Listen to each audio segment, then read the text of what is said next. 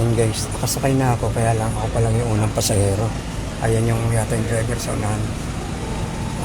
Sabi ko dito na ako sa unahan. Total ako naman yung una eh. Okay, pumayag naman.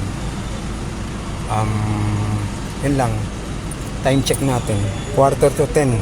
Hindi ko alam kung anong oras mapupuno ito. Bakante pa oh. Wala pang pasahero. Biyaheng Ormoc to. Pero yung biyaheng Ormoc naman is dadaan niya ng Baybay. Hindi ko lang alam kung anong oras mapupuno to. Dito sa Tacloban, ang lingwahe nila is Waray.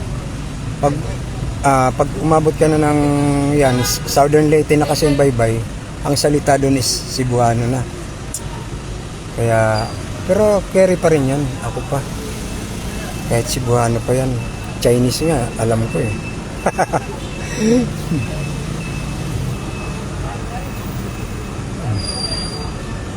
Ang sabi kasi 250 daw ang pamasahe. Tinanong ko kagad. Sige.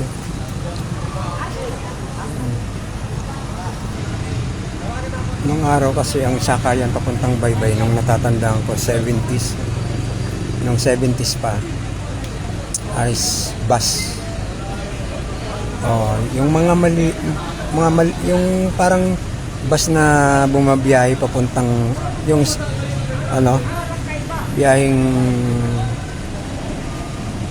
sa Cavite, yung mga baby bus na yung bumabiyahe diyan sa yung mga biyaheng Tansa to Cavite, ganyan, mga baby bus. Ngayon, ban na yata ang sakayan eh. Mga ban na. Tapos, ang alam ko nun, pagbaba mo ng Baybay, habal-habal na papunta sa, yan sa pupuntahan ko. Sana hindi na habal-habal. Takot na ako sa habal-habal eh. May nangyaring hindi maganda nun nung pagsakay namin. Doon kami sa Palayan pumunta. Yung driver medyo miscalculate. Buti ka mo, arangkada pa lang. Kaya balik uli kami sa bahay nun. Ligo panibago. Yung papunta na kami dito, galing ng Baybay. Buti doon sa kapatid ng nanay ko, malapit pa lang kami doon. Bumalik kami. Kasi puro putik kami nung yung driver ng habal-habal, diretso doon sa Palayan. Kaya yun ang nangyayari. Kaya ngayon sana hindi na habal-habal. Kahit tricycle man lang, okay na sa akin.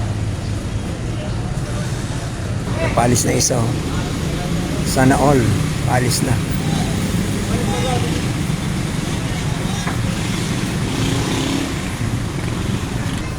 Sige guys, hanggang dito na lang muna itong episode na to. To be continuous. Continuous lang naman to. Basta para hindi gaano mahaba yung mga video. Kasi pag mahaba, minsan hindi na rin biniviews ng mga viewer eh. Masyado na mahaba raw. Marites na daw masyado. Kaya yung next na lang ulit sa mga kamarites, abangan.